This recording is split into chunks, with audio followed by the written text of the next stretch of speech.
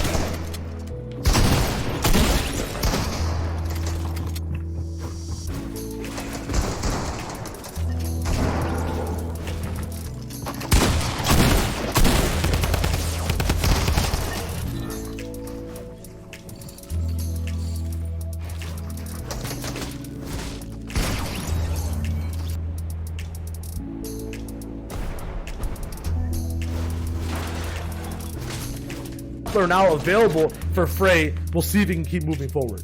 Oh, that was Mitro. Mitro had the grappler and he was making his way. That was the crazy man that was in the box. Now JannisZ is here in the cone looking for some beam opportunities.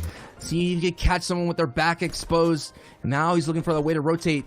The circle itself, Shio, went into the congested area. So there's going to be a lot of people who are going to be kind of up for grabs here as they're going to make their way. It's a little bit up in the mountains. Some people could walk. I'm seeing a lot of people making their way on the left side. There's only one person that's way out in the north side of the storm that's in shambles, as they say. It's going to be a very dangerous rotation from them. But as you can see now, a lot of people are just looking for those edits and trying to get these sliver of hopes to try to get some tags here. That's just 39 people left in the lobby. And JannisZ gets some big tags on his Wade partner. And Frey is adios. Scally gets pushed down by JannisZ, who grapplered all the way to the top. Sebi on low, top 6. Scally taken out. Sebi taking out Savage on low ground. It's going over old builds here, Sancho. Everyone knows what they need to do. JannisZ needs to hold height. Sebi needs to make sure low ground is clear. Hen goes down. Now 4 people just left. JannisZ looks to hold his lead on Europe in day 1. Yeah, that's right, JannisZ. Waiting for that prime opportunity to get there with the grappler. Now is sitting at height. Does not have a lot of builds here, Shio. So it's going to be the JannisZ to use some clever trickery with it. And he does get punished here as Flick continues on to the rest of this ride.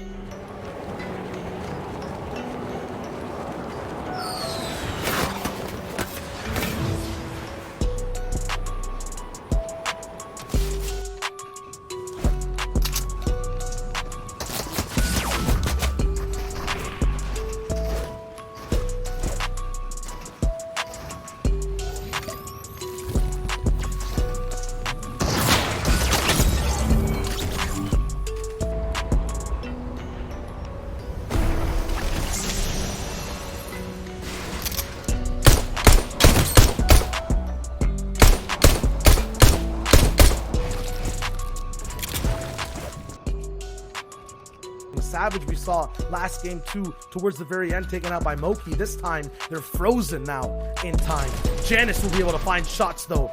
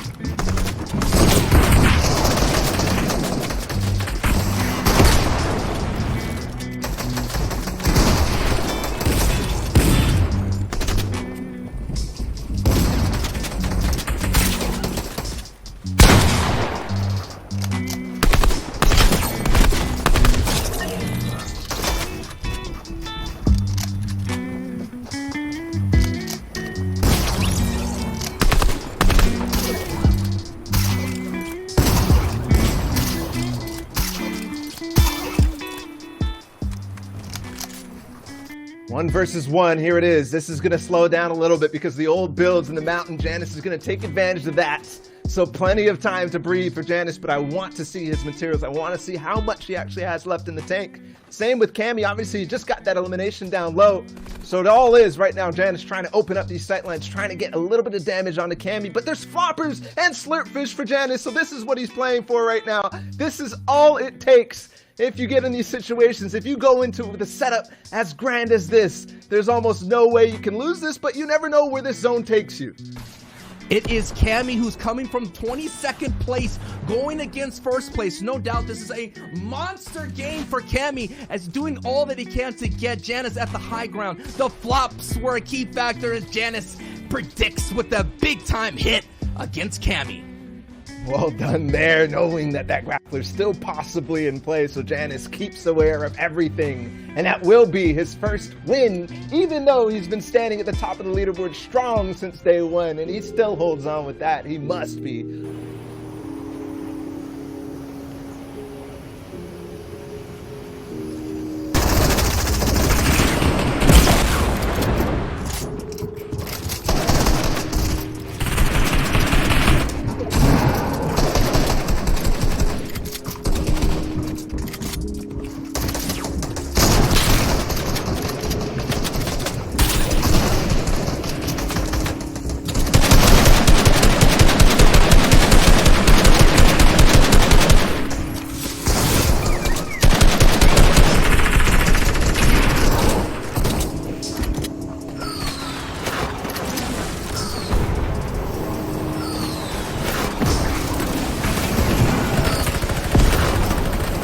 JannisZ still up in this game too, and obviously Mitro still holding on to height, but JannisZ trying to push up, and Tayson actually lands right next to him as well. He does have to fall because he gets pumped hard, but I believe from Tayson, so it's going to be Tayson almost on high ground. Mitro, where is he at? I think still grappling above these players. JannisZ going to try to pop the med kit. That's huge. Top 28 right now. If he gets his health back, that's a lot more time that he has to work around zone plays. And Alex picking up another one too, trying to work his way up. There's a launch pad way down. He takes the risk to go for it. Yes, another pad, another ride towards more placement. This is so scary, and he's going to go ahead and build on this tarp here. He's not looking good in the material department, does not have a lot of hard mats, so he's going to look for that refresh, and someone sees that he's not looking good. Building out of wood, you said so before, if you see someone build out of wood, that is a green light. He has to be very careful here. Now he's only has 3 builds. This is our first place right now in shambles, but can his experience and his skill set get him that impact elimination that he so desperately needs? That he does. Only 3 builds. There's a player in this box. Yes, he gets one, and that's Tayson, his dual partner. Takes him right out and does get a couple extra mats, but now has to work through brick and metal. Can he actually pickaxe through all that med kit that he just took? Saved his life right there. That 70 health had so many ticks, now down to 10. He still has shield, but no, goes down to Droben.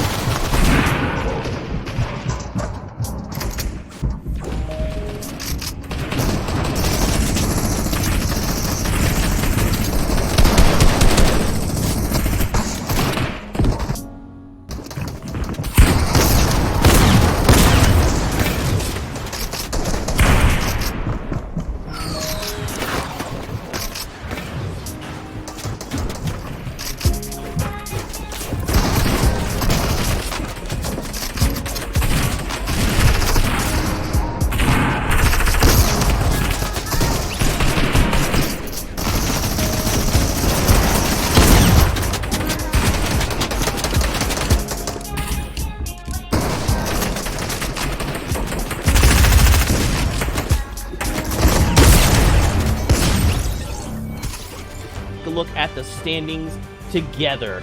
In your number 1 spot, JannisZ held it down, 254 points.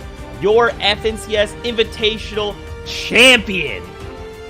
I mean, Mr. Consistent, we talked about it over the course of the 12 games. He, in the final game as well, getting top 10, not rolling off an elimination, but the fact that 3 of the 12 games he was outside of the top 15, and almost every single one of those top 15s, he was top 10. Like, that's ridiculous over the course, particularly in this region.